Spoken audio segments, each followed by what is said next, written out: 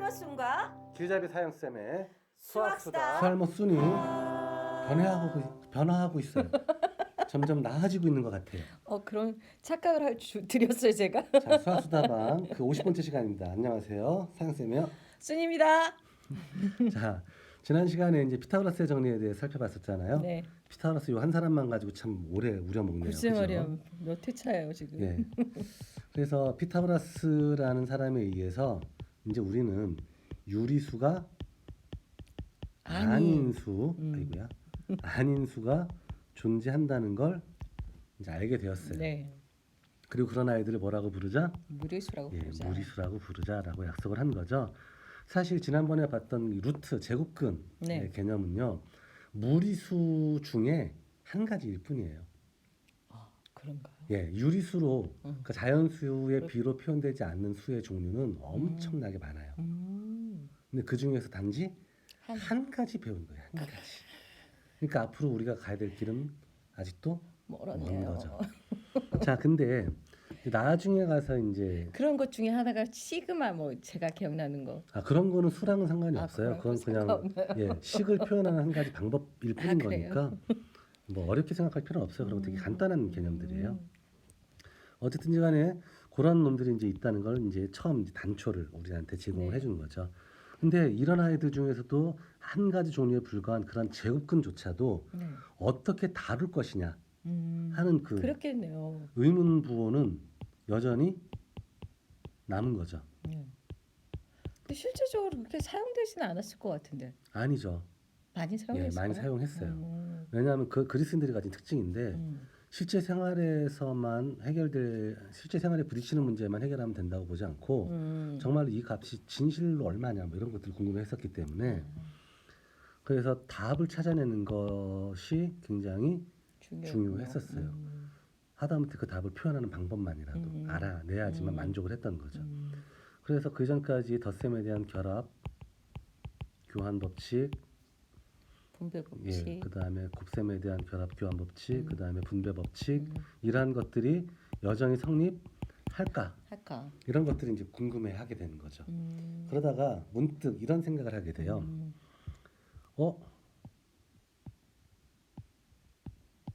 계속 얘만 나오는데 얘는 잘 모르겠는데 제곱했을 때 뭐가 되는 애?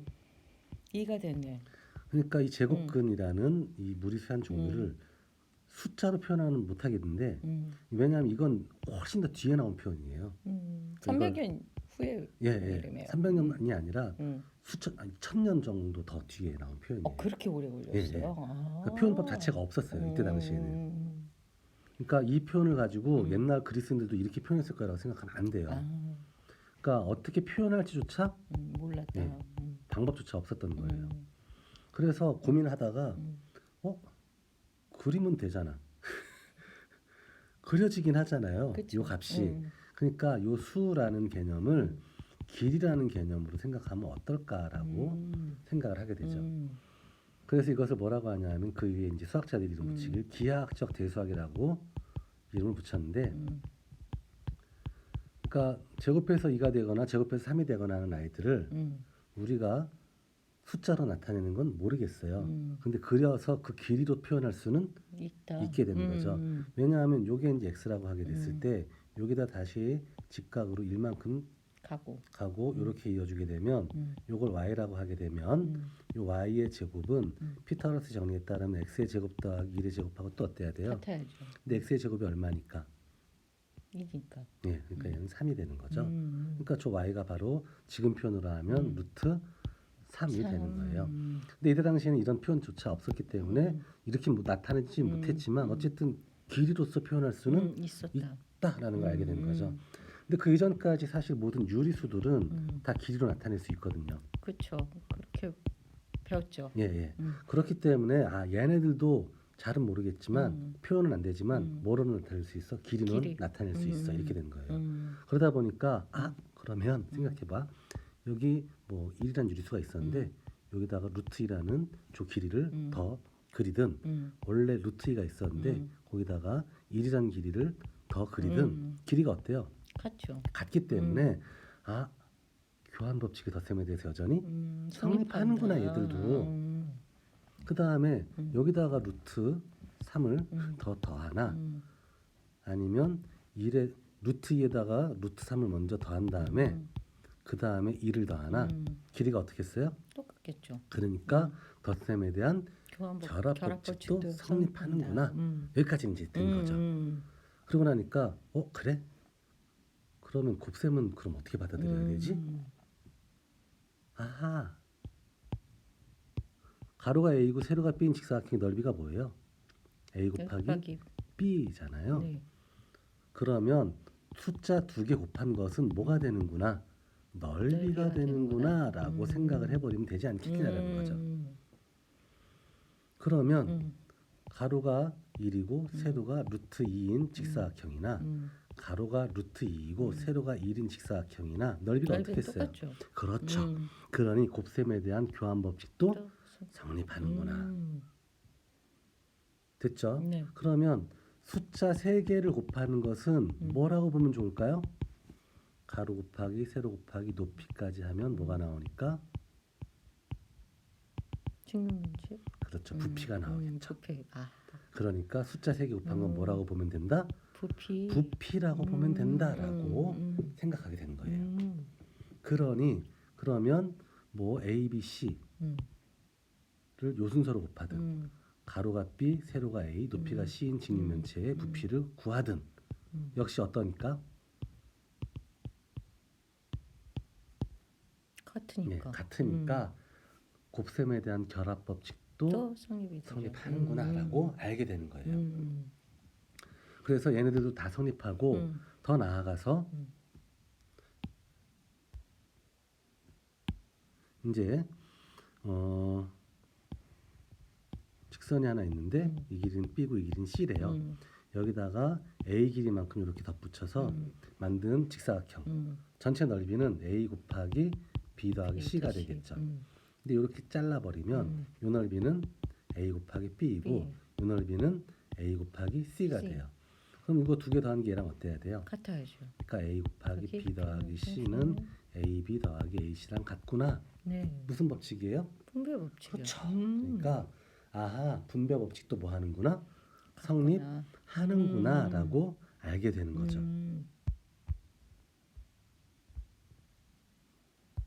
이번에 작아지기가 힘들어지네요. 예. 그래서 이제 인류들은 굉장히 많은 것들을 이제 이야기할 수 있게 됐는데 문제는 뭐냐하면 수라는 것을 단순하게 우리가 알고 있던 수로 보는 게 아니라 길이로 보게 되고 두 수의 곱을 뭐로 보고 넓이로 보게 되고 세 수의 곱을 부피로 보다 보니까 이게 사실은 그러면 네 수의 곱은요? 5개요. 5개의 곱은요? 나오겠네요. 안 해요. 그런 걸 할 수가 없는 거예요. 왜냐하면 현실 세계에 4개의 곱이라든지 5개의 곱은 표현 자체가 안 되거든요. 우리가 3차원 공간상에 살기 때문에 여기까지가 한계에 있는 거죠. 그리고 모든 문제들을 전부 다 기하학적으로 작도하는 문제로 받아들이게 되기 때문에 작도의 문제. 예. 그림으로 그려줘야 그렇죠. 되네요. 그래서 방정식의 근을 찾는 것도 자학 컴퍼스를 가지고 작도하는 문제로 받아들이게 돼요. 그래서 2차 방정식의 근을 작도로서 풀어내고 1차 방정식의 근도 작도로서 원래 풀어내고 했던 그 성질들을 놓치면 안 되는군요. 계속 그렇죠. 끊임없이. 예. 그러다 보니까 이제 이게 그 이후에 곱셈을 공부하는 것이 엄청나게 어려운 문제가 될 수밖에 없게 돼요. 여태까지는 제가 나눗셈이 되게 힘들었거든요. 예. 이제 곱셈이 힘들어지나요? 아니요. 우리는 곱셈 쉽게 하지만 옛날 사람들한테 이게 어려웠던 거죠. 옛날 사람들한테. 이렇게 받아들이기 때문에. 예를 들면 이런 거죠. 정사각형이 하나 있는데 이거 중학교 3학년 교과서에 나오는 그림이거든요. 이게 A이고 이것도 A이고 이것은 B이고 이것도 B래요. 그러면 이 정사각형의 넓이는 A 더하기 B를 2번 곱한 거잖아요. 그렇죠. 근데 여기 넓이가 A 제곱이죠. AA니까. 네, 그렇죠. 여기는 B니까 B의 제곱이고 여기는 A 곱하기 B. 여기도 A 곱하기 B예요. 네. 그러니까 이 넓이는 A 제곱 하나, B 제곱도 하나. A, B는 몇 개? 2개. 2개. 더해준 거하고 어떻다? 같다. 같다. 된다. 이게 이제 우리가 알고 있는 곱셈 공식이라고 불려지는 일종의 공식인데 뭐 외울 필요는 없고 그냥 전개해 보면 다 알 수 있어요. 이렇게 그림으로 봐도 되지만 사실은 이렇게 두 번 곱하는 건 지난번에 분배법칙 배웠잖아요. 이렇게 곱해서 a 제곱, 이렇게 곱해서 ab, 이렇게 곱해서 ba, 이렇게 곱해서 b 제곱. 근데 ab랑 ba는 같은 거니까 두 개 동류항 더해주고 이렇게 정리할 수 있어. 이거 딱 이렇게 설명할 수 있어요. 근데 이게 왜 이런 표현이 등장했냐면 고대 그리스인들한테는 이렇게 기호로 표현할 방법이 없었던 거예요. 그러다 보니까 이게 말로는 어떻게 표현되냐면 자 봐봐. 원래 한 선분이 있었어. 그 선분을 적당하게 둘로 나눈 거야. 한 선분이 있었는데 그 선분을 적당하게 둘로 나눈 거야. 그럼 나누어진 선분 두 개를 한 변으로 하는 정사각형을 두 개 그릴 수 있잖아. 그 다음에 각각을 가로 세로로 가진 직사각형을 두 개 그릴 수 있잖아. 이 네 개의 사각형의 넓이의 총합이 처음 자르기 전 선분을 한 변으로 하는 정사각형 전체의 넓이하고 어떻게 되는 거야? 같아지는 거야. 복잡하네요. 예, 이렇게 말로 표현되어지는 거예요. 무슨 말인지 모르겠어요. 그래서 이때 당시 곱셈 공식이라든지 모든 분배 법칙과 관련된 이야기들이 전부 다 이렇게 언어로서 표현되어지니까 이걸 이제 수사학적 대수학이라고 또 표현해요. 그쵸. 말로 표현된다라고 해서 이 두 가지 기하학적 대수학하고 수사학적 대수학이 합쳐지니까 사람 돌게 만드는 거예요. 정신이 하나도 없네요. 그렇죠. 그리워지지도 않고. 예. 그러니까 이런 말을 들었을 때 아까 제가 했던 걸 좀 빠르게 해볼게요. 원래 선분이 하나 있었단 말이야. 이를 적당하게 두 도막 내고 도막난 각각의 선분을 한 면으로 하는 정사각형 두 개 하고 도막난 두 선분을 가로 세로로 가지는 직사각형 두 개 넓이까지 더하면 처음 자르기 전 한 변을 그 처음 자르기 전 선분을 한 변으로 하는 정사각형 전체의 넓이하고 같아져. 이렇게 표현되어지는 거예요. 그렇네요. 되겠어요 이게? 자기만 알 것 같아요. 말한 사람만. 그래서 15세기까지만 하더라도 이게 골 때렸던 게 이제 프랑스 한 귀족이 프랑스 파리 대학 총장한테 보낸 편지하고 답장이 지금 박물관에 있거든요. 내용이 이래요. 우리 아들놈이 수학 공부하고 싶대요. 입학을 여기 또 허가해 나오네 주세요. 그 얘기가. 예전에 이야기했었나요? 입학을 허가해 주세요. 그러니까 덧셈 뺄셈 같은 기본적인 수학이라면 우리 파리 대학에 충분히 가르쳐 주겠으나 곱셈 나눗셈은 독일로 유학 보내세요. 했던 게 이해가 되죠. 이런 문제에서. 그렇죠. 이런 식으로 이야기를 하니까 당연히 어려울 수밖에 없네요. 없었던 거예요. 그래서 피타고라스라는 인물 때문에 이런 엄청나게 많은 문제들이 발생을 하게 된 거죠. 문제가 발생이 됐다고요? 그렇죠. 여전히 정리가 된 게 아니에요? 이게 사실은 그리스인들이 작토했던 도형들은요. 기껏 해봤자 제곱근 정도까지예요. 그럼 제곱근이 아닌 유리수가 아닌 수들도 많다 그랬잖아요. 제곱근은 무리수의 종류 중에 한 종류에 불과하다라고 이야기했잖아요. 그런 아이들까지 다 아울러서 다룰 수 있는 방법이 없었던 거예요. 그래서 이제 그 문제를 해결했던 건 훨씬 더 뒤에 이제 데데킨트라는 독일의 수학자에 의해서 이제 해결이 되게 되는데 독일로 유학을 갔긴 갔어야 되겠군요. 그래서 데데킨트는 어떻게 설명하냐면 수직선을 하나 그렸을 때 이 수직선 위에 점들하고 우리가 알고 있는 유리수와 무리수를 합한 집합을 이제 실수 집합이라고 하는데 이 실수들이 정확하게 1대1 대응이 된다라고 그냥 약속을 해버리자. 그래서 원점에 실수 0을 대응을 시키고요. 오른쪽으로 가면 양의 값으로, 왼쪽으로 가면 음의 값으로 받아들이고 어떠한 실수값이 주어지건 실수 A라고 누가 주면 그 A에 대응하는 점이 수직선상 유일하게 하나 존재한다. 그렇게 그냥 받아들이자라고 약속을 한 거죠. 그럼으로써 이런 문제가 이제 해결이 되는 거죠. 한 변의 길이가 1일 때 요 길이는 제곱해서 2가 되는 아이인데 얘는 지금 우리 유리수론 표현이 안 되는 아이잖아요. 근데 요 점을 중심으로 하고 요 길이를 반지름으로 하는 원을 이렇게 작도를 하게 되면 여기 교점이 하나 생기죠. 그렇죠. 그러면 요 길이하고 요 길이는 어떻게 되니까? 같게 되니까. 요 길이하고 요 길이는 같은 길이가 되니까 요 길이가 바로 제곱했을 때 2가 되어지는 그러한 길이구나라고 알 수가 있게 되는 거예요.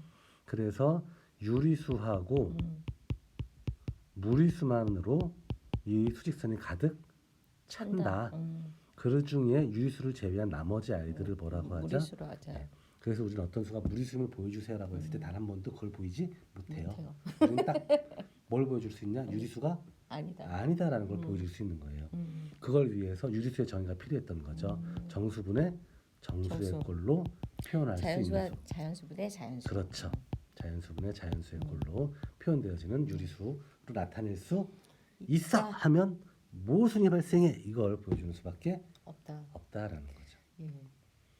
자 어쨌든 좀 약간 이상한 방법이긴 하지만 고대 그리스인들은 이러한 식으로 해서 문제들을 어느 정도 해결할 수 있었다라는 겁니다. 자 오늘은 여기까지 할게요. 네. 안녕. 안녕.